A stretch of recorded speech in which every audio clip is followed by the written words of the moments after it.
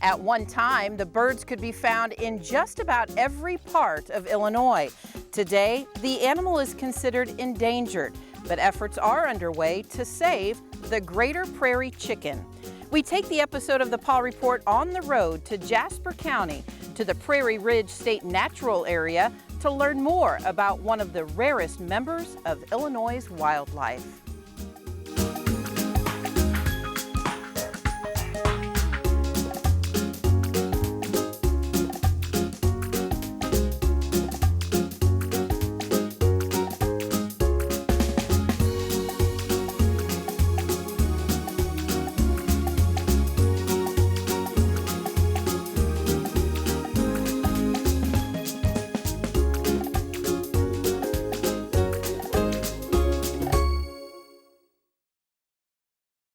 The Paul Report on WEIU is supported by Rural King, America's farm and home store, livestock feed, farm equipment, pet supplies, and more.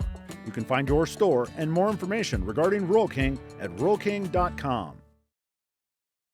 Dave's Decorating Center is a proud supporter of the Paul Report on WEIU. Dave's Decorating Center features the Mohawk Smart Strand Silk Forever Clean Carpet. Dave's Decorating Center, authorized Mohawk Color Center in Charleston. Thank you for joining us for this episode of the Paul Report. Looks a little different, doesn't it? That's because the Paul Report is on the road today in Jasper County near Newton, Illinois, and that's where we're joined by our guest today, Bob Gillespie. He is the site manager at Prairie Ridge, and we're going to learn all about Prairie Ridge and what it has to offer, but specifically the creature, the little animal that populates this beautiful area behind us. Bob, thank you so much for inviting myself and the Paul Report crew to Jasper County today. Introduce yourself. Absolutely. Thanks for coming down to Prairie Ridge. I'm Bob Gillespie. I'm the site manager here at Prairie Ridge, so I'm kind of the resident ecologist and grassland manager. Do all sorts of things here at Prairie Ridge. You've got a little connection to Eastern Illinois University too. I do. I got my bachelor's degree and my master's degree from EIU, and I've had brothers and sisters that have gone to school there as well. So we've got a long history with Eastern Illinois University. Well, we, as I mentioned, are filming today at Prairie Ridge in Jasper County. Tell us about this unique site and what makes it so special to the area. Prairie Ridge is one of the core grassland conservation areas here in Illinois. It's owned by the Illinois Department of Natural Resources, and we have two primary areas in the state of Illinois. We have our Jasper County Preserve, where we're at today, but then also we have our Marion County Preserve, which is about 30 miles or so from here, and both are operated by the Illinois Department of Natural Resources with our partners, the Illinois Audubon Society and others. Now, this is one of two sanctuary systems. That's right. That work to preserve and protect the greater prairie chicken. And That's that is really the topic of our segment today. So tell us about this endangered animal. And I want to put emphasis on endangered because it is. Tell us about its history of existence in Illinois and how it came to be. Sure. Greater prairie chickens are a species that is very indicative of the tallgrass prairie, and Illinois is the prairie state, so historically we had millions of birds, from 10 to 15 million some birds in the state of Illinois. So at one time this organism was very, very abundant in the state, and populations stretched throughout Illinois from Chicagoland region all the way to the foothills of the Shawnee. So it was widely distributed throughout the state. Populations dwindled after settlement. At settlement we had kind of a bump in the number of birds, but then as we occupied and destroyed more habitat, the populations lessened in number, and today we just have greater prairie chickens in this localized area in southern Illinois. And today we have probably less than 200 birds extant in the state, so they're very, very endangered. And you said right now they're really centered here in Jasper County and in Marion? In Marion County, in Marion yes. County. I think when I entertained the thought of doing prairie chickens as a segment here on the Paul Report, and I shared that topic with some others, their first question is, What is a prairie chicken? Is it just like the backyard chickens that we Right. have grown up to seeing and hearing about? Not so much. These are very different creatures, and I'd like for you to share with us their characteristics, their behavior, what they look like, how big do they get. Yeah. They're obviously not running around behind us now because that's just not their Right. behavior. That's right. Greater prairie chickens are a species of grouse. So when the settlers came to this area, they would see this animal out in the grasslands that they were traveling through, and they'd see some of the behaviors that they have, and they just thought, well, those look like chickens. Those look like our barnyard chickens. And they do have kind of that distinction about them, that they look that way, but they're actually a species of grouse. So they're just kind of unfortunately named as a chicken. Greater prairie chickens are about the size of a football when they're full grown. Right now, we're at the time of the year when the hens are coming off the nest with their young. So out in the grasslands somewhere right now, there's a hen that's coming off the nest with her young babies of the year, and it's going to be growing them through the summer. So greater prairie chickens are ground nesting birds. They nest on the ground, and one of the fun things about greater prairie chickens is they have just an absolutely charismatic mating ritual. They conduct a mating display, specifically the males. They dance in the spring on booming grounds. So they have all sorts of game. Our greater prairie chickens are very, very cool operators. Now, when you say booming grounds, Yes. Is that just is it a mound? Is it an area? What exactly is that? And I know that you do monitor that here. That's right. A booming ground is another name for a lek, and lek is a Scandinavian term that means to play or to frolic. And greater prairie chickens are lek breeders. So what that means is the males will go to a booming ground, which is just an area where they can hear and see other birds very well. So they can see each other and interact well. So it'll be an open area in the grassland or short grass, things like that. The males will go out there and they'll dance and put on a courtship display, and the hens will attend that booming ground and inspect the males and see basically Kind of like a dance. Exactly. Like they're checking out who they might want to That's exactly right. dance. They'll come out to the dance and they'll say, well, I really like the way that gentleman dances. And then, she will attend the lek a couple times and then select the best dancer to mate with, and then she will rear her young from that. How long we're filming in the first part of June. Right. You said that happens in the spring. How long is that? I mean, is a male going to that booming ground for 3 months until until somebody finds him attractive? That's right, absolutely. What they do is they will attend that booming ground and they establish territories on the booming ground itself, and the males will fight with each other every morning. That is a pretty morning. They'll go out and fight and determine who is the most dominant male. And that dominant male will occupy the very center of the booming ground. And that will be the individual that does 90% of the mating. So they may start attending the booming ground in February, so the dead of winter. And then they will, towards the end of April, the early part of May, they start to dwindle from the booming ground and they move into kind of a more loafing and feeding summer stage. So. Well, let's talk about that. So let's step outside of the mating season and talk about some of the other features and behaviors and maybe the diet of the greater prairie chicken. Greater prairie chickens eat a lot of insect biomass. So if you think about it, through the summer, we have lots of grasshoppers and leafhoppers, and they eat a lot of those things. They also eat vegetation too, so they'll eat clover and seeds and buds through the very deepest, darkest winter months. They will, cedar trees will have buds and berries. They'll feed upon them, or little shrubs that are out on the prairie. They'll eat those buds, and sometimes they'll even fly off area and utilize waste grain in some of the surrounding areas. Early in our interview, we talked about that the greater prairie chicken is endangered. Right.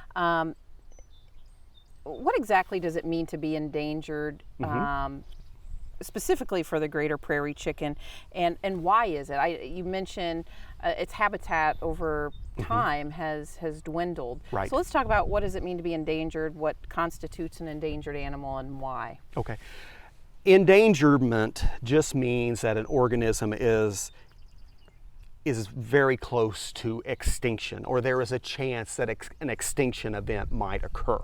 So this is an individual or an organism that the population has gotten so low that there's not very many individuals left, and a stochastic event, a chance event of some type, may push them to the point where the population is no longer viable. So an endangered species is something that is doing very poorly in our world right now. The reason greater prairie chickens are endangered is because of habitat loss, and that is very, very commonly what causes organisms to be endangered, is they just simply don't have a place to live. Let's talk about to help that problem. Right. There is a species recovery plan that is in place. Talk about that. What exactly is that plan, and what's happening? Right. The plan for the recovery of greater prairie chickens in Illinois is a very elaborate plan that details a lot of grassland management, because greater prairie chickens are grassland obligate organism. They have to be on grassland. So that plan details a lot of different management at Prairie Ridge. It details prescription fire operations, mowing operations. It gives details about how to increase the preserve's size and augment protection measures for that organism. So it's a very, very detailed plan that has goals, and right now our plan is about 10 years old, but it is still a very relevant plan for the protection of this organism in Illinois and the potential recovery. Well, we're sitting in one of the protected prairie grassland areas now. Yes. In all, how big is this area that is protected for the species? In Illinois, at Prairie Ridge, we have about 4,000 acres, plus or minus. That's viable habitat for greater prairie chickens. How many do you believe, and I'm sure you do some counting in your management of the, what are the numbers of the prairie chicken here? We have very accurate metrics on the numbers of the animals we currently have. We probably have about 150, less than 200 for sure in Illinois. And the way we measure greater prairie chicken numbers is on the booming grounds in the spring. We can actually go out and count the number of males. And then we just consider a 50-50 sex ratio. So we consider if we have a booming ground that has 8 males, well then there's probably 8 females that also attend that booming ground. And then we have multiple booming grounds, and it's a matter of just basic arithmetic to get to the total number. Correct. Is the type of prairie grass important to the existence of the prairie chicken? You know, I didn't realize, not being a biologist, you just think prairie grass, it's just prairie grass. But there are hundreds of different types of prairie grass and different species. That's right. Yes, greater prairie chickens require very specific types of grasses, and it varies depending on their life cycle. For instance, a young chick, cannot live in grass that's 10 foot tall. So you have to augment and change different meadows to suit the different life history stages of greater prairie chickens. Because on the Jasper County unit and in Marion County, we have Eurasian grasses as well as native grasses here on the site. And some of our Eurasian grasses like red top or smooth brome provide wonderful surrogate prairie. And that's why prairie chickens are here today, is because this used to be an area that was basically was used for red top farming, and red top was a grass that was grown extensively here, and prairie chickens liked it. So. Does climate play a role? It can be very, very hot in Illinois in the summer. Yeah. Field fires are not out of the question here too, which can happen. Right. Is that something that you're up against too, to preserve the Sure. flock, I guess is what you would say? Sure. Yeah. Climate and climate change is a very significant consideration when it comes to recovery of very imperiled animals. Here in the Midwest, we're seeing springs that are much wetter than we have historically. And this time of year, you know, the greater prairie chickens, they're nesting, and when the chicks come out off the nest, it's really better if we don't get a whole lot of rain then. And in the current climatic scheme, we're getting more rain events in that critical time when the birds are incubating and just after hatching. And that can be very problematic. Sure. For grassland birds in general. What research is currently being done, and maybe you can compare that to research of past, to again help with the preservation of the greater prairie chicken? Right. Prairie Ridge is a neat place because it's a location where we do lots and lots of different scientific studies. We have folks that come from the University of Illinois and EIU and SIU and other states to come and do research on prairie chickens and other grassland bird species. One of the projects that we did a lot of here in the recent past is we did a lot of radio tracking of prairie chickens, and that was very interesting to us and to me as a manager because I was able to determine what habitats the prairie chickens utilized, where they like to go on the preserve, and that's very useful to me. We also learned where the hens took their chicks and where they reared their chicks. And as a manager to know what habitats are most important and what I need to focus on is very valuable. Are they creatures of habit? Would they go back to the same areas for nesting, for mating? Because that kind of leads into my next question is, do they stray? I mean, do they go over on Farmer's Bob's property or this, you know, the field of corn next door? Do they kind of wander off property? They don't know the boundaries. That's right. They don't know the boundaries.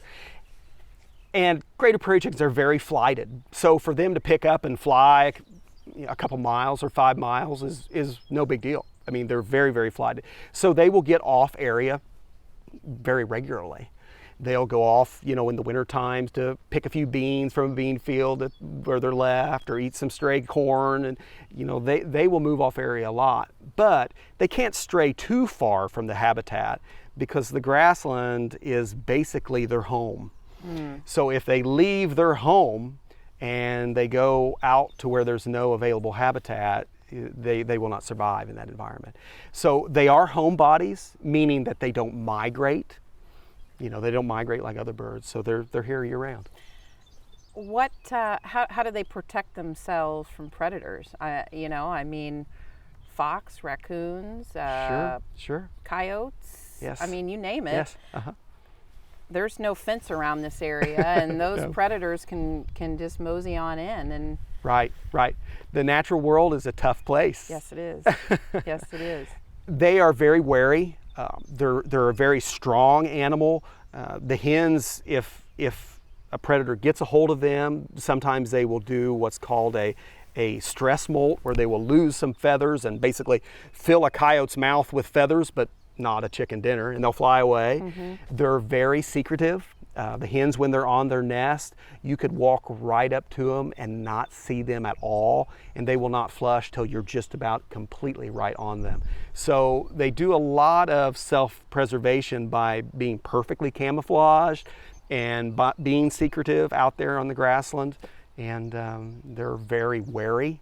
You know, you'll see a hen out or a male, either one, out on the grassland, and you'll see them, they'll stick their head up, and it's just like a periscope on a submarine. They'll stick their head up and just kind of give it a good look, and then back down, and they'll be feeding, and yeah, they're very secretive that way. Are they, for somebody out there that still is trying to wrap their head around what it is, because it's just not something you see very often, Right. Are they similar to, let's say, a quail or a pheasant or somewhere in that family? They are. They're very similar to those species. You know, if you have a pheasant in hand, you know, a pheasant is long and gaudy, a big tail, you know, they're very fancy.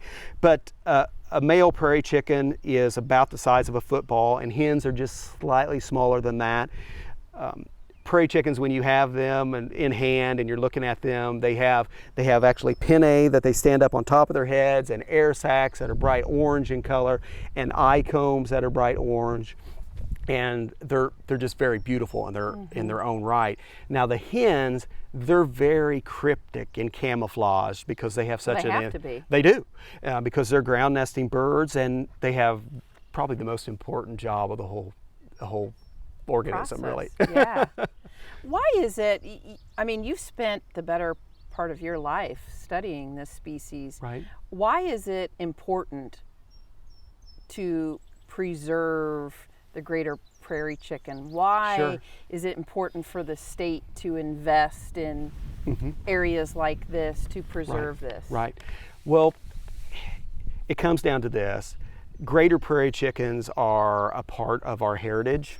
They were a part of the prairie state long before we were as abundant as we are on the Right. landscape today.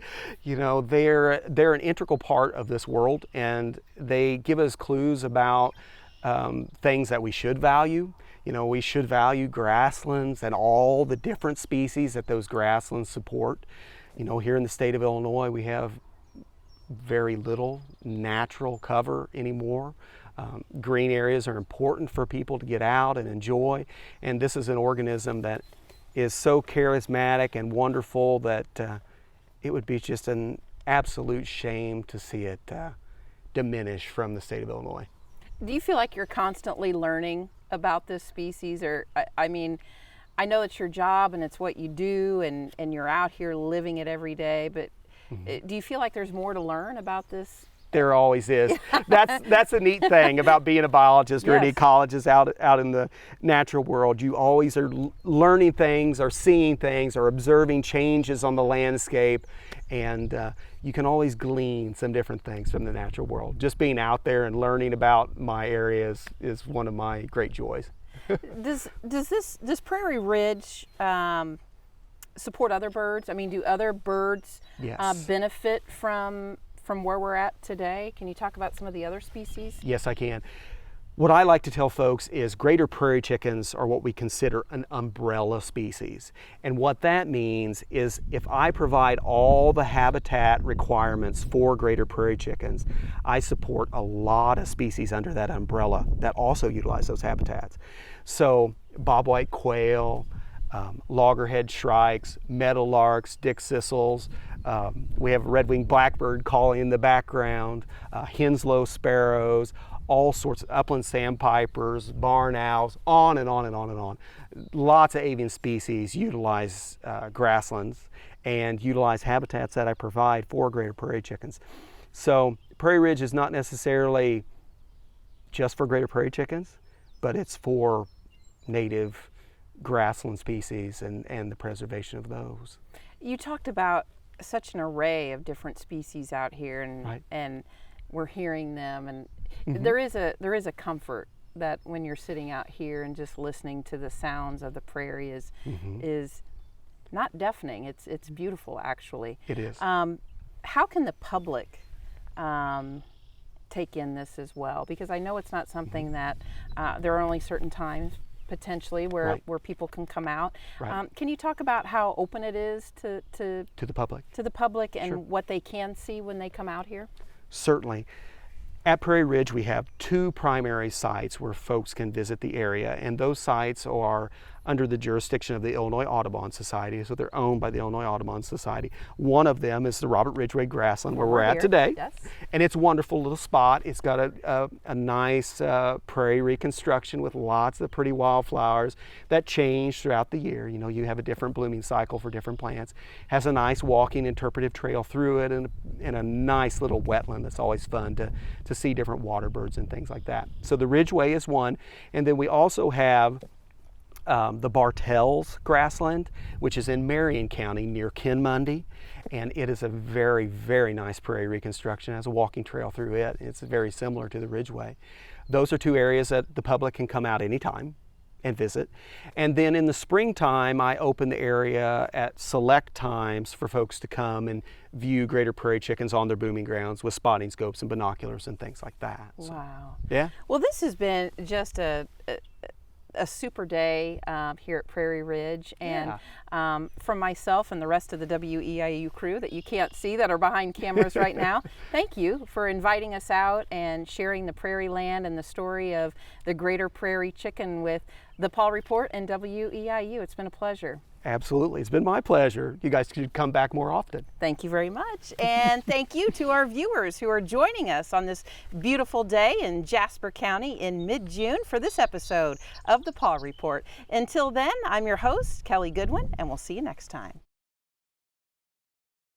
If you're a veterinarian, trainer, groomer, specialist, rescue organization, or shelter that would like to partner with the Paul Report by providing expert guests for the show, please contact us by emailing weiu@weiu.net or call 217-581-5956. If you have a topic you'd like to see on the show or questions for our experts, contact us with those too.